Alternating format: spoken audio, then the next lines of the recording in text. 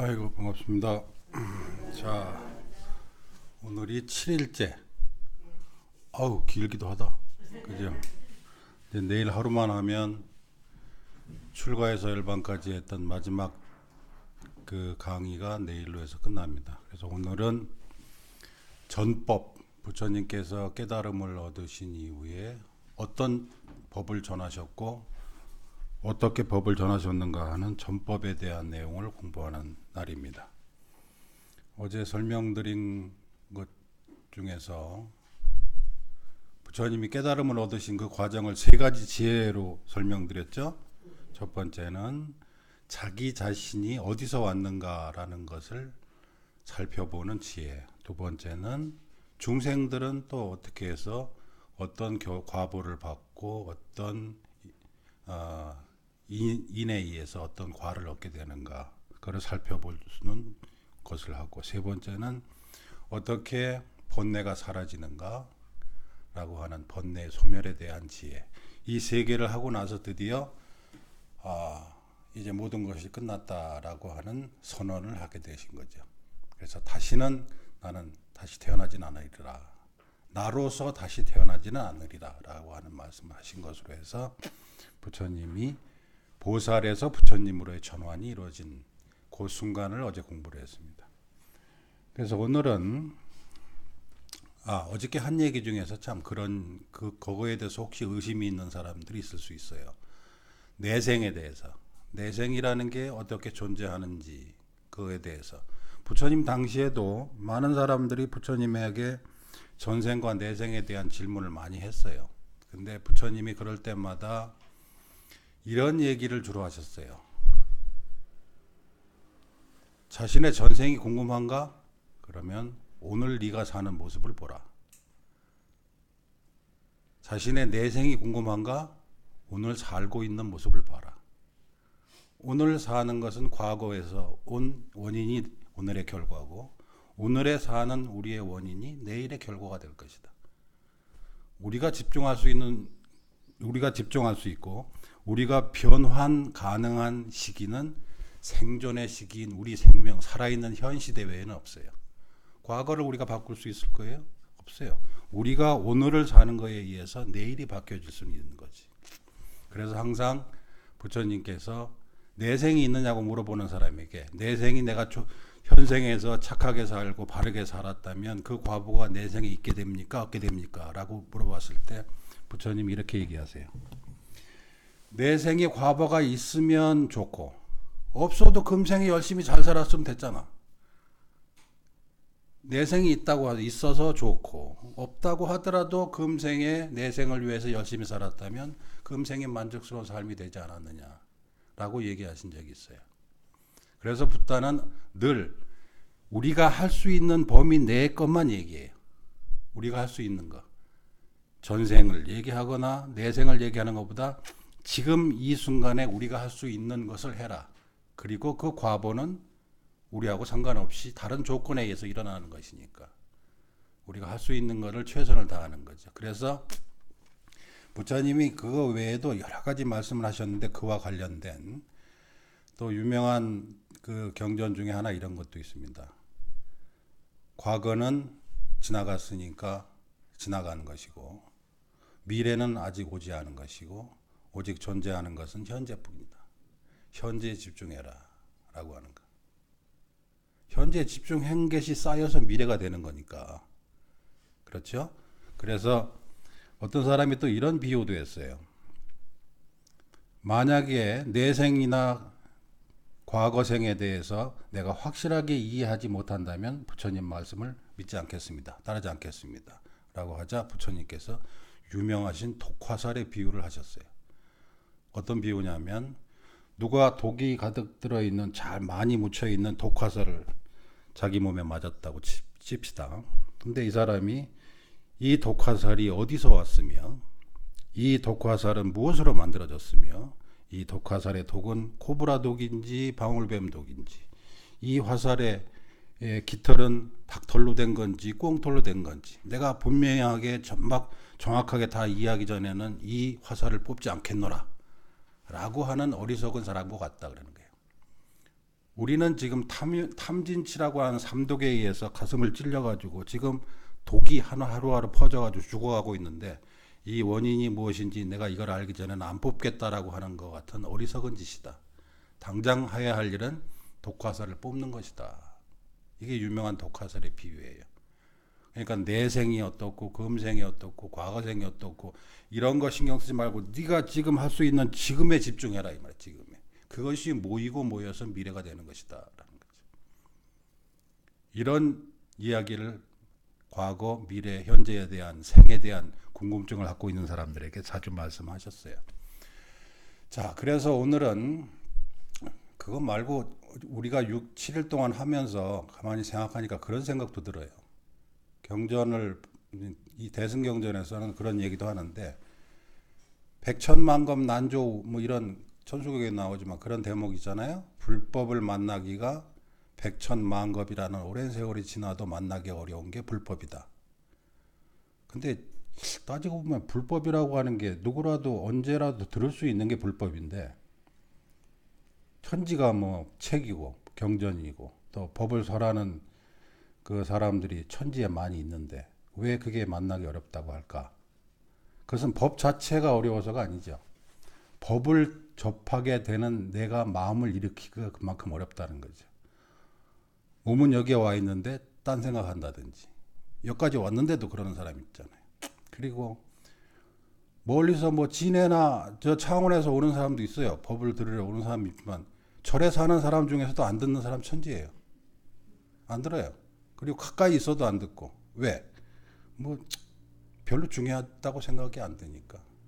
그래서 사람이 불법을 만나기 힘들다는 게 법 자체가 어려워서가 아니라 내가 진짜 마음을 내서 부처님의 법을 가르침을 좀 듣고 배워야 되겠다라는 마음을 일으키기가 일반 생활을 하면서는 쉽지 않다는 거죠. 그리고 타성에 젖어버리기 때문에 멀리서 이렇게 와서 법을 듣는 사람도 있지만 나하고 24시간 같이 사는 사람들도 안 들어요. 안 듣는다고. 뭐 항상 듣는 거니까 뭐라고 하면서라든지. 그러니까 이런 거 보면 참 법을 만나기가 힘들다는 말이 맞긴 맞는 것 같아요. 자, 그래서 오늘은 그 마지막으로 부처님께서 마지막이 아니지 깨달음을 얻으신 다음에 첫 번째로 하신 법문의 내용을 우리가 공부하는 시기예요. 지난번에 말씀드린 것 같이 부처님께서 그 보드가야에 있는 보리수 아래에서 깨달음을 얻으시고 나서 첫 번째는 잠깐 말씀 한번 드렸었죠. 한번 그 법을 설하는 거에 대해서 약간 주저하신 적이 한 번 있으셨다고. 이게 이 법을 전해서 알아들을 수 있을까라는 이렇게 고민을 한 번 한 적이 있었는데 그 고민을 한 번 지나고 나서는 45년 동안 한 번도 법을 설하시는데 주저함이 없으셨다. 확신을 가지셨다. 분명히 인연이 있는 중생들이 있을 것이다 라고 생각을 하시고 그렇게 마음 먹고 나서 그 처음으로 보드가야에서 세상을 향해서 이제 나오시기 시작한 거예요. 불교의 시작이죠, 그게. 그래서 처음에 나가서 어디를 가셨는가 하면 이십바다나라고 하는 보드가야에서 한 5일 걸어가면 한 3, 4일, 4, 5일 정도 걸린다 그래요. 그 거리에 그쪽으로 가셨는데 왜 그쪽으로 처음에 깨달음을 얻으신 다음에 가셨냐면 예전에 고행할 때 자기하고 같이 있었던 석가족 그 도반들이 5명이 있었어요. 근데 이 사람들이 부처님께서 수행하다가 이제 음식을 통한 고행을 하시다가 이렇게 하면 죽는다. 죽어서 무슨 내가 죽어서까지 수행을 할 일은 없다. 그래서 이제 최소한의 음식을 먹고 나서 깨달음을 얻고 참선을 하실 때는 이제 음식을 제대로 잡섰단 말이죠. 음식을 제대로 잡수니까 같이 고행하던 5명의 그 석가족 고행자들이 붙다가 보살이 드디어 마음이 바뀌었구나. 이제 타락했구나 하고 가버렸어요. 이제 고행을 포기했구나 하고 가버렸어요. 그래서 수소문을 해보니까 그 5 석가족 청년들이 어디에 있느냐 물어봤더니 이십바다나라고 하는 곳에 있다. 그래서 그들한테 맨 처음에 법을 설해야겠다라고 그쪽으로 간 거예요. 갔는데 그쪽에서 멀리서 5명이 앉아서 이렇게 쪼르르 앉아서 수행을 하고 있는데 저기서 부처님이 오시니까 5명들이 작당을 해서 그렇게 했대요. 야, 저기 타락한 수행자 보살이 온다. 우리 인사하지 말자. 라고 했다 그래요. 그러면서 그래도 다가오니까 뭐 도반이여 뭐 어쩌고 얘기를 하니까 부처님께서 그 5 비구들에게 나를 도반이라고 부르지 마라 더 이상 이렇게 얘기해요. 나는 이제 모든 것을 마친 사람이다. 그러니까 이 사람들이 조금 전까지 뭐 타락한 변절한 수행자라고 생각을 했었는데 갑자기 그런 말을 하니까 잘 못 믿었죠. 그랬더니 부처님께서 이렇게 얘기하십니다.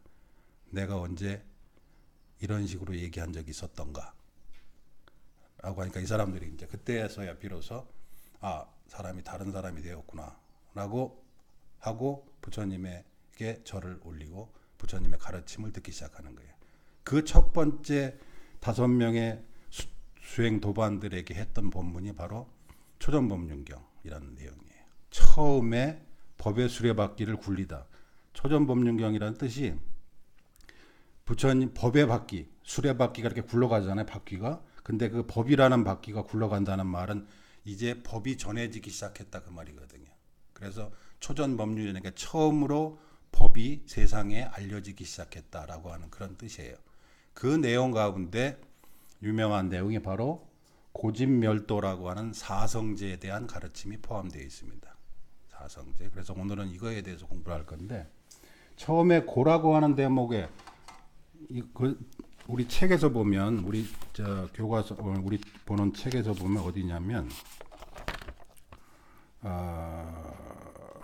396쪽 세 번째 본내 세 번째 본내의 소멸에 대한 밝은 알매 성취 이 가운데 보시면 그런 나는 이것이 괴로움이다 라고 있는 그대로 분명하게 알았고 이것이 괴로움의 발생이다 라고 있는 그대로 분명히 알았고 이것이 괴로움의 소멸이다 라고 있는 그대로 분명히 알았고 이것이 괴로움의 소멸로 이끄는 길이다 라고 있는 그대로 투철하게 이해했습니다 라고 하는 4개예요. 첫 번째가 이것이 고다, 이것이 고의 발생이다, 이것이 고의 소멸이다, 이것이 고의 소멸로 이끄는 길이다.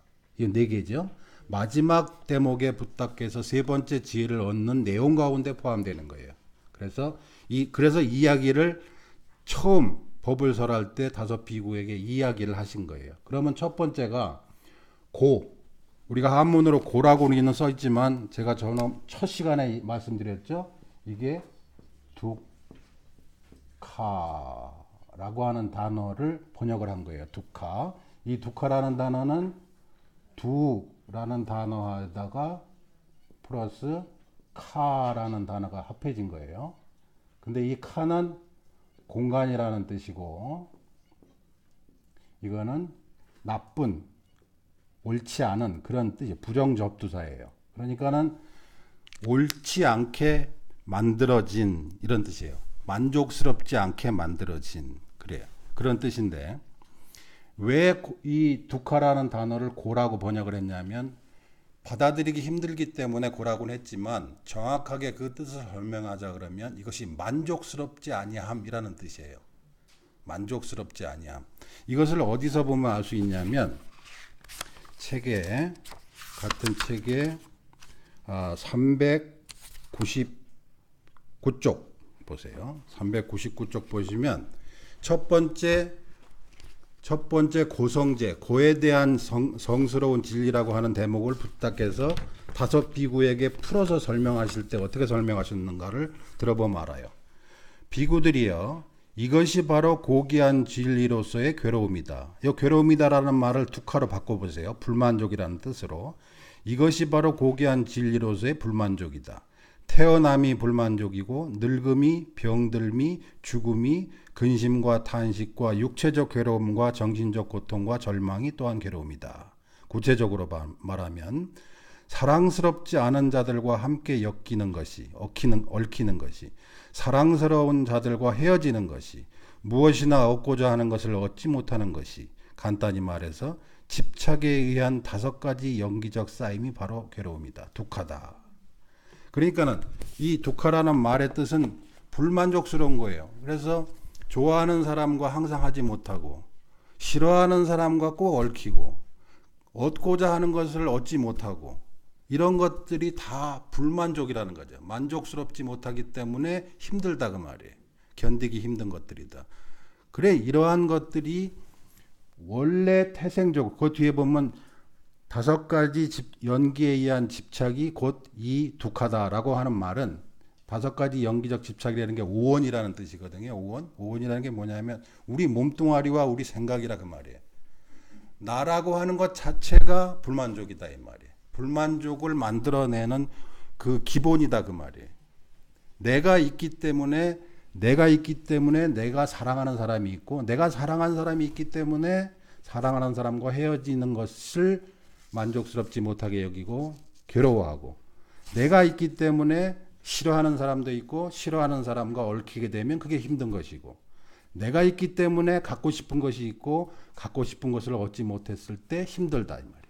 그와 같이 내가 있음으로써 모든 것들이 불만족스럽게 될 수밖에 없는 구조를 가지고 있다 이 말이죠. 그리고 내가 있다라고 할 때는 이 나는 이것이 나다, 내 거다 라는 생각이 있음으로써 좋아하는 사람이 있는 것이고 나라는 생각이 있음으로써 싫어하는 사람이 있는 것이고 나라는 사람이 있음으로써 갖고 싶은 것이 있는 거예요.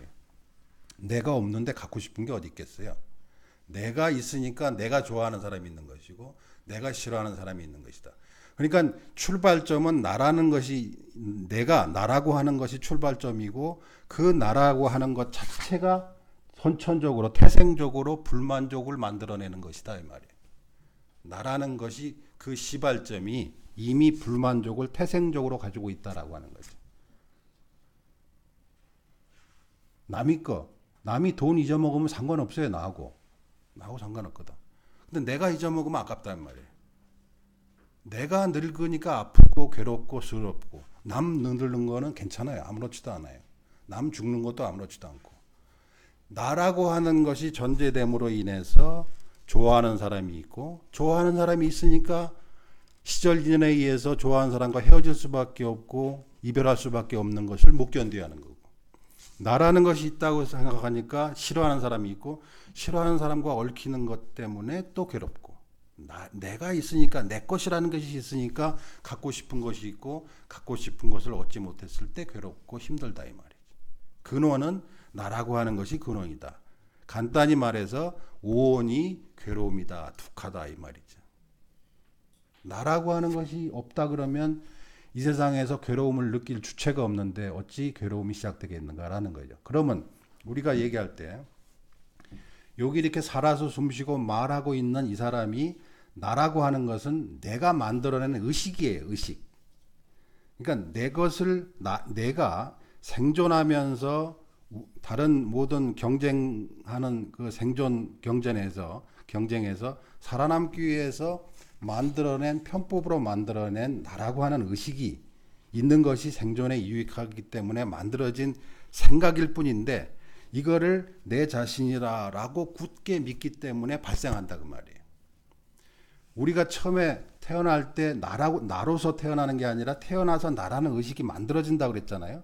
그렇게 만들어진 의식을 끝까지 나라고 고집함으로써 비로소 사랑스러운 사람과 헤어지는 것이 괴로운 것이고 싫어하는 사람과 얽히는 것이 괴로운 것이고 얻고자 하는 것을 얻지 못하는 것이 괴롭게 되는 근본 원인이 거기에 있다 이 말이죠. 나라는 생각을 갖게 되는 것. 이것은 내 것이라고 하는 것이 생기기 시작하면서부터 두카라고 하는 것이 생기게 된다 이 말이죠. 그래서 집착에 의해서 만들어진 나라고 하는 의식, 그것이 태생적으로 두카다 그 말이죠. 이것은 우리가 철저하게 이해해야 된다. 우리가 구조적으로 무언가를 갈구할 수밖에 없고 갈구하는 것은 늘 만족스럽지 않을 수밖에 없는 것인 것을 스스로 인정해야 된다라고 하는 뜻이에요. 첫 번째 제일 중요한 게 두카를 이해하라. 우리 자신이 두카라고 하는 것을 이해하라 그 말이에요. 남 탓이 아니에요. 계속 갖고 싶은 거 다 갖고 사랑스러운 사람과 영원히 살 수 있고 싫어하는 사람과 영원히 안 만날 수 있는 그런 삶은 존재하지 않는 거잖아요. 그러니까 나라고 하는 것이 전제됨으로써 비로소 모든 괴로움의 발생이 시작되는 것이다 라고 하는 거죠.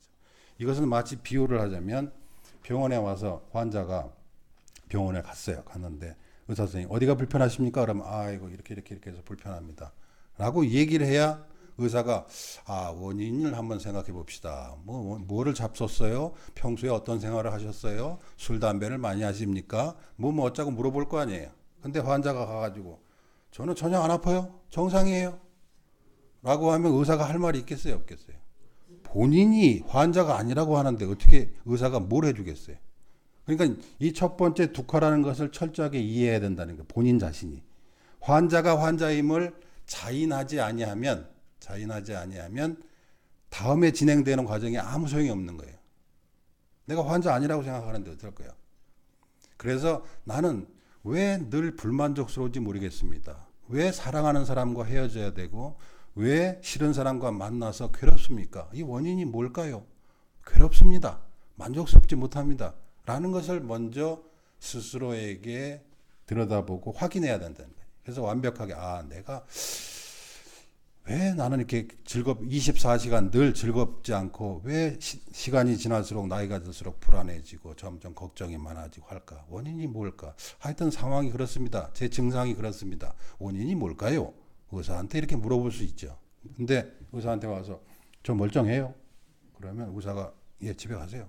할 말 없겠지 뭐. 그렇죠? 붓다는 늘 의사로서 비유가 많이 되시는데 부처님한테 와서도 마찬가지겠죠. 저 멀쩡해요. 그러니까 법을 안 듣거든 그런 사람들은. 왜? 자기는 정상이라고 생각하니까 법을 들을 필요가 없다고 느끼는 거죠. 그래서 이와 같이 첫 번째 고성제라고 하는 것은 스스로가 무언가를 갈구하기 때문에 나라는 것이 있어서 뭘 늘 갈구하고 내 것이라고 움켜쥐려고 하기 때문에 나의 몸과 마음 자체가 이미 독하다. 그것으로 인해서 모든 번뇌가 일어나는 것이지 다른 외부적인 요인으로 인해서 내가 저기 하는 게 아니다 그 말이에요. 이거를 첫 번째를 분명히 이해하라는 것이고 두 번째는 집성제예요. 집성제. 집성제는 어떤 내용인가 하면 자, 집성제는 어떻게 되어 있는가 하면 페이지 400페이지 보시면 400페이지가 아니다.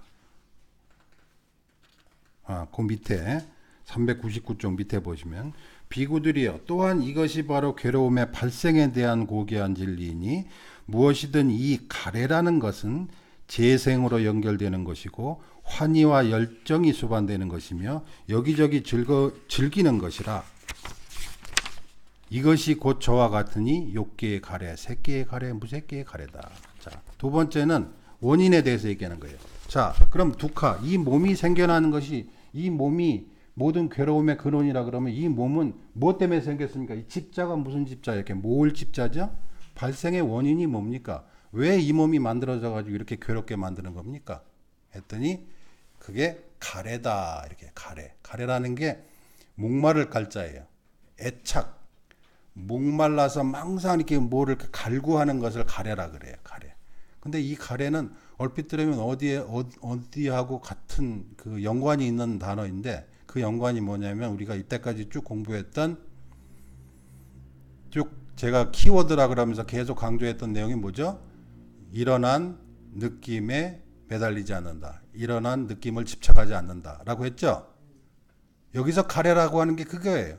일어난 느낌을 집착하는 거. 이게 가래예요.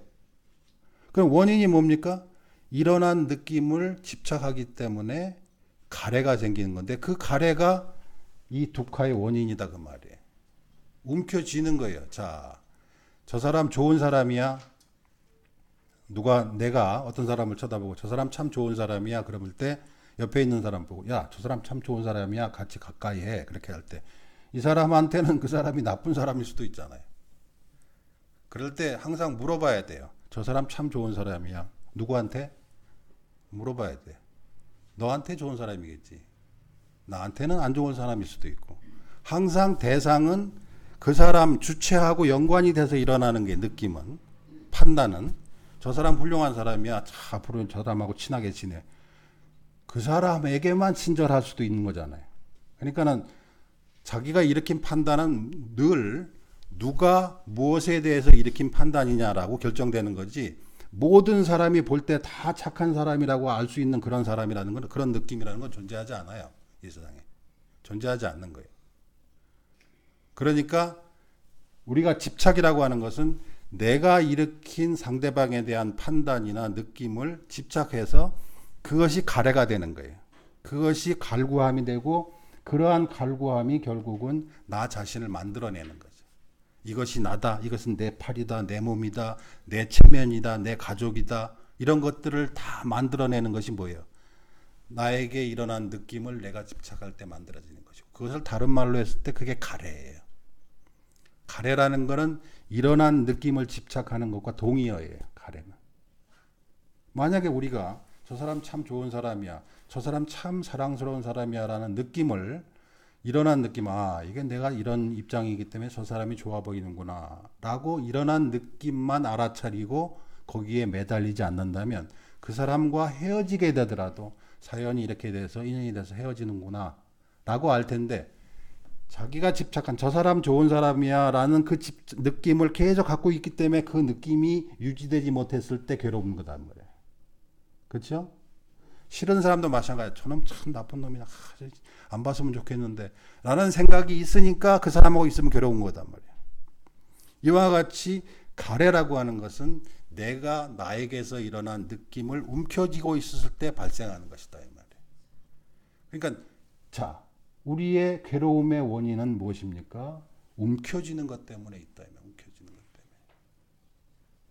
그래서 지금 첫날부터 시작해가지고 오늘 7째 날까지 계속 반복되는 핵심적인 문장은 일어난 느낌을 집착하지 않아야 한다. 매달리지 마라. 라고 하는 거. 아, 나한테서 그래서 일어난 것이구나. 자, 이것을 잘 표현한 그 그림이 하나 있어요. 중간에 보시면 거기 그 그림 같은 게 하나, 그 일러스트가 하나 있는데 몇 페이지더라? 코끼리 나오는 게 어디 나와있죠? 코끼리 나와 있는 비유가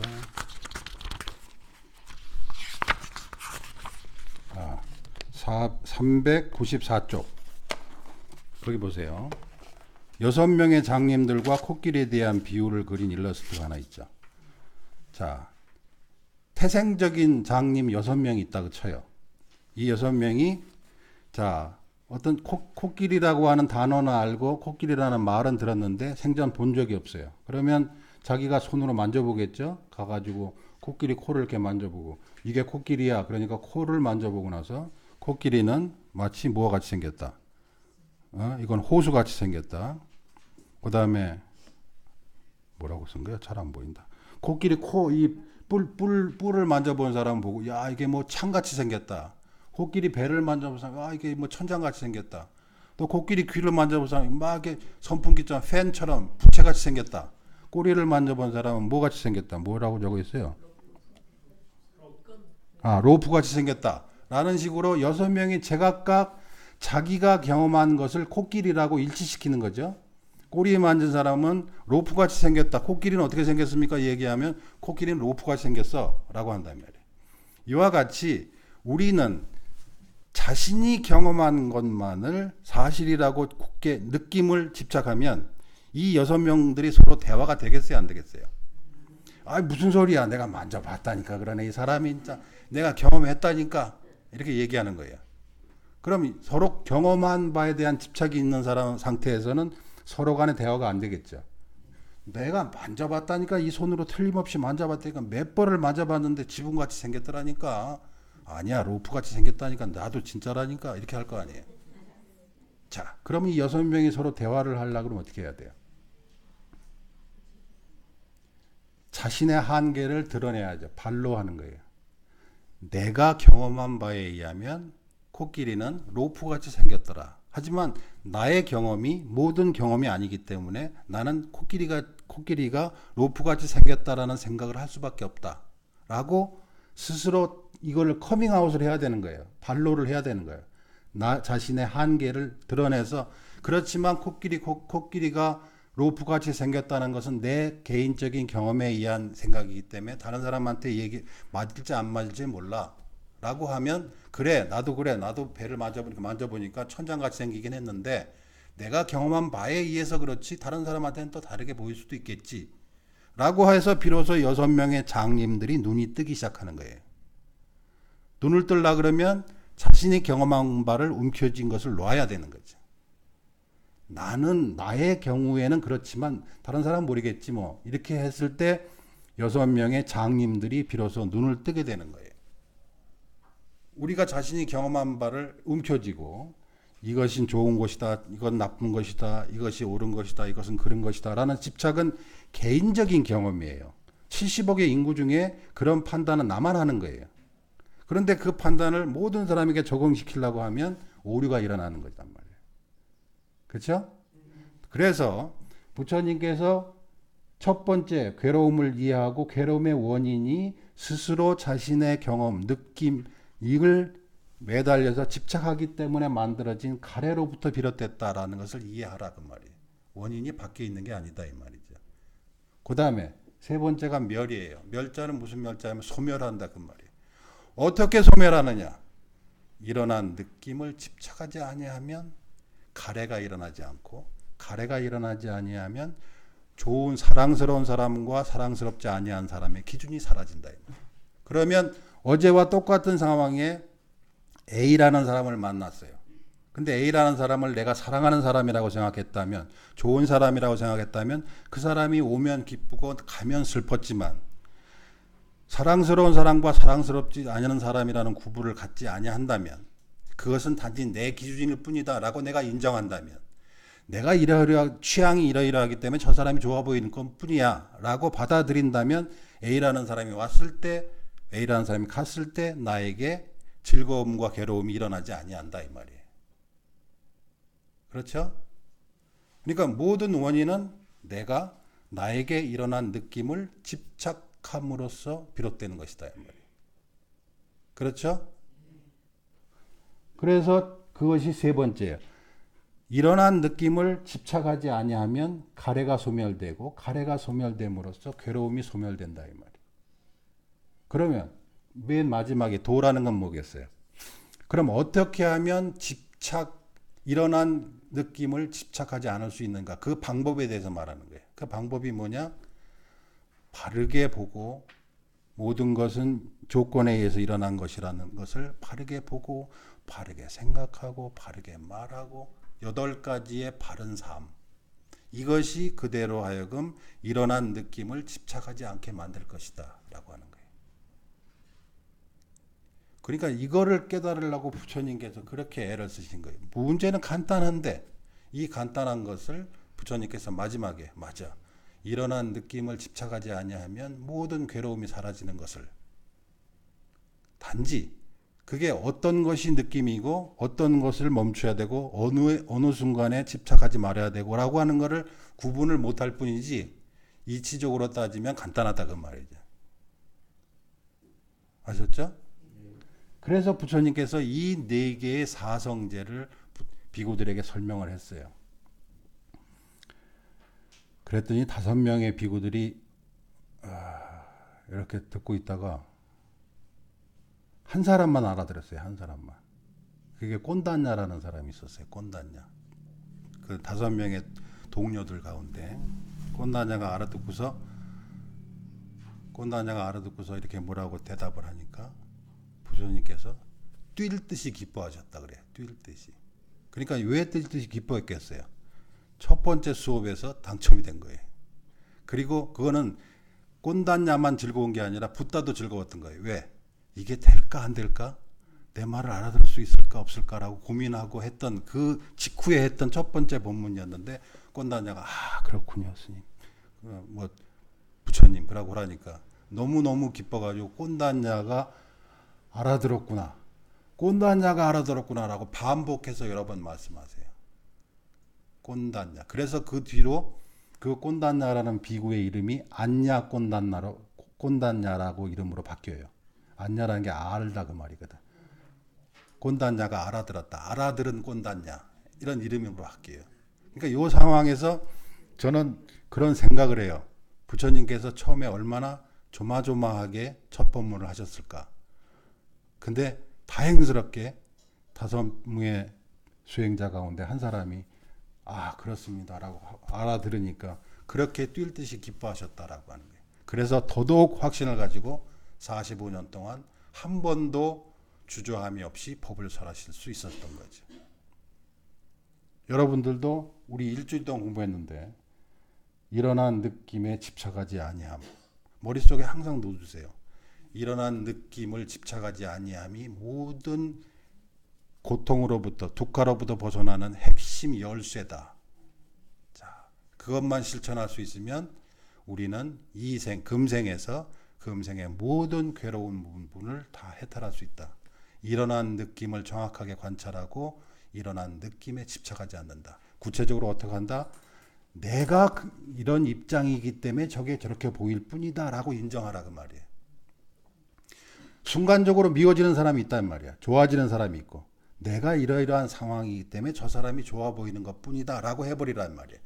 내가 이러이러한 상황이기 때문에 주변 조건, 나의 심리 상태라든지 컨디션이라든지 여러 가지 조건들에 의해서 저 사람이 좋아 보이는 것이구나. 저 사람이 오늘은 그래서 나빠 보이는 것이구나 라고 스스로 인정해서 자기에게 일어난 느낌에 자기가 매달리지 않으려고 해야 된다 이 말이에요. 거기에는 우리의 제한권이 있다 이 말이에요. 우리 스스로 그렇게 할 수 있다 이 말이에요. 그렇게 할 수 있기 때문에 비로소 수행이라는 게 가능해진 거예요. 만약에 바뀌어줄 수 없는 것이라면 수행이 무슨 의미가 있냐 말이에요. 그래서 저 사람이 좋아 죽겠다라고 해도 저 사람이 내가 이러이러한 상태이기 때문에 좋아 죽겠구나 라는 그런 기분이 드는구나 라고 관찰해서 놓아와야 된단 말이에요. 그걸 움켜쥐면 나중에 그게 바뀌면 늘 괴로워지는 건 자기 자신이란 말이에요. 자주 말씀드렸잖아요. 절에서 이렇게 오래 있다 보면 어떤 신도들, 여자 신도들이 와서 갑자기 그렇게 막 우와 훌륭하신 스님, 뭐 부처님과 똑같아요. 그럼 막 좋아하고 막 해요. 또 며칠 있다가 이제 그럴 줄 몰랐어요, 스님 그러고. 나는 가만히 있었는데 그래. 가만히 있었는데. 그래서 막 이렇게 신심내가지고 막 이렇게 과대하게 뭐 이렇게 좋아하고 그러면 불안해요.